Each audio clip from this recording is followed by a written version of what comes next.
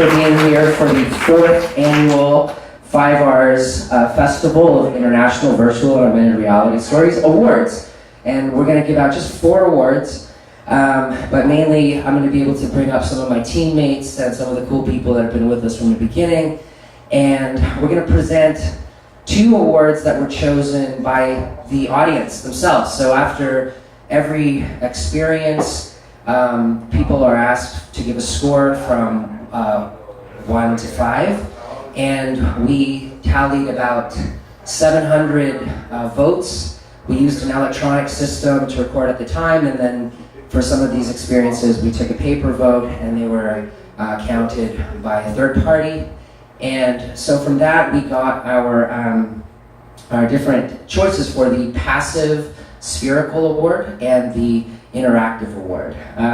So first of all, we want to thank our sponsors, of course, because our sponsors are who make this possible. And in the immersive narrative tech space, that's a totally strange place to take a gamble, but we obviously believe in it.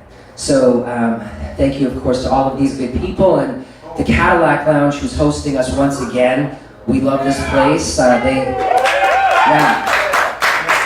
love having like good old school places where you can hang out with people and feel like you're with your family. So thank you to the Cadillac Lounge, because this is like our secret headquarters. And yeah, without further ado, let's get into it. The People's Choice for passive Spherical will be presented by our friend Alexander Davies, if you'd like to come up.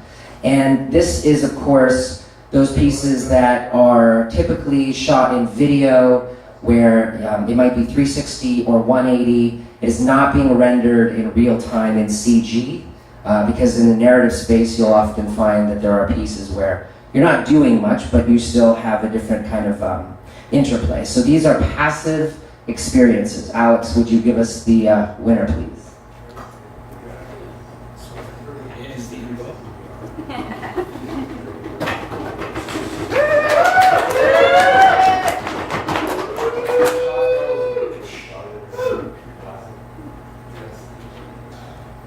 And the winner for passive Spherical is Going Home by David Bayer.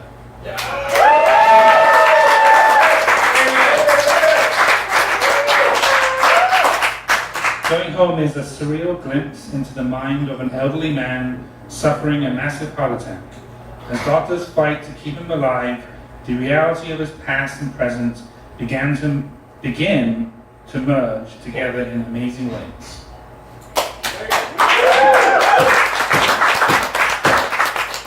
Thank you, Alex. So, yeah, Going Home, a couple of things that are interesting about this. This was actually originally shot on the Jaunt camera. We didn't see a lot of original IP from Jaunt, but you know, to see someone who's got a VFX background do really creative stuff. And then when the People's Choice was quite interesting. This is a fairly experimental piece, and it's interesting to see the mainstream go for it. So yeah, anyways, the next piece here is for the People's Choice for interactive, and this is going to be presented by our friend Kirsty.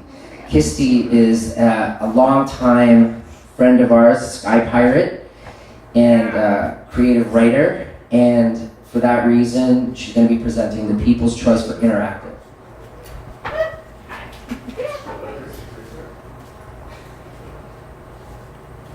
So the award for the People's Choice Award Interactive goes to director Paloma Dawkins for Museum of Symmetry.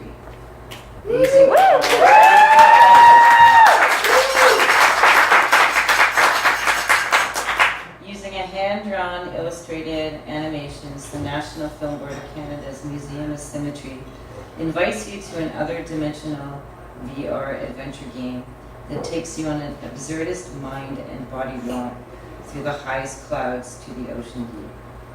Thank you. Paloma, it has a very unique illustrative hand-drawn style, and to see a 2D animated piece in virtual reality was striking on its own, but the fact that each of the dimensions that she brought you to had such a heart kind of driven connection to the viewer, meant that a lot of people exited this experience just saying it was like one of the most wonderful things they've done, and that they were just totally inspired and invigorated. So although we never can really guess, it ultimately made sense that this one rose to the top with the people that saw it. Okay, the Impact Award. I'm going to bring up my friend Rorik Henriksen, who is a VR pioneer, has been working in building methods for storyboarding in VR for quite a while. If you'd like to come up, Rorik. The Impact Award we created last year around pieces that will use the medium effectively to change your perspective on something. We don't really identify what that is beforehand, but usually once you've seen it, you know that it will stay with you for a long time after. So Rorik, if you'd like to present the Impact. Thank you. So for the Impact Award, the winner is director Annie Bukowski and BJ Schwartz for The Hidden.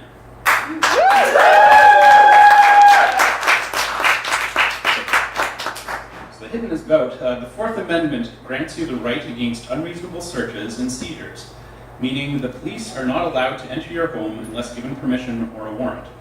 ICE, or the Immigration and Customs Enforcement, has figured out a way around this pesky amendment. Step into the shoes of an undocumented immigrant as you watch your daughter being grilled by 2 ICE officers while you hold your breath, hiding.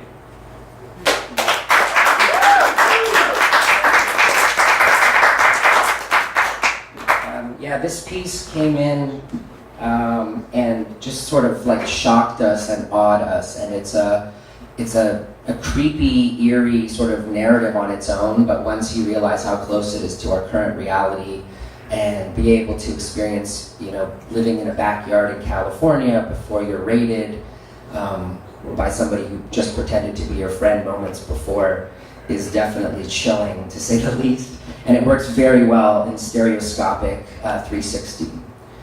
So the next award, the Grand Jury Prize, is essentially chosen by people who have been either involved in writing, storytelling, filmmaking, VR, authorship, or whatever, and who've seen the catalog. And we don't always find a consensus, but eventually we sort of decide what was the piece that, by FIVARS criteria of introducing a new approach, something we haven't seen before, or really just bringing all the parts together for the ultimate effect, represents. For this, I want to bring up my friend Stephanie Greenall, who effectively helped me produce this year's show. If you'd like to come up, Stephanie. And worked very, very hard with me to make sure that we made the final 36 selections, which came from 12 countries. We had 3 pieces from France, and 3 from Spain, and 2 from Australia, and 2 from South Korea, and all over the world. So just that selection process was difficult, but eventually the 36 lead down to this one that the critics felt was the best. All right, Stephanie, let's hear it. So the winner is, for the Grand Jury Prize, from director Nico Casavecchia and Martin Allais, Battlescar. This coming-of-age narrative explores identity through animation and immersive environments as Lupe's handwritten journals guide users through her year. Lupe, played by Rosario Dawson, is a Puerto Rican-American living in late 1970s New York City.